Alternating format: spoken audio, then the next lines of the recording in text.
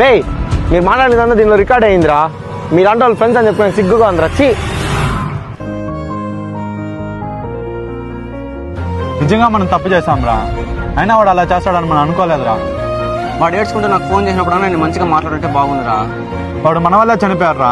మనం ఏం చేసినా ఆ పాపం పోదు. వాడి కోసం ఏదో ఒకటి చేయాలరా. రే మామ, మనం ఏం చేసినా మన చెల్లి పెళ్లి గ్రాండ్ గా చేయాలరా. రే మనం ఎలా అన్నా సరే వాళ్ళ చెల్లి పెళ్లి గ్రాండ్ గా చేయాలరా. మనకు 10,000 కష్టంగా ఉంది కదరా.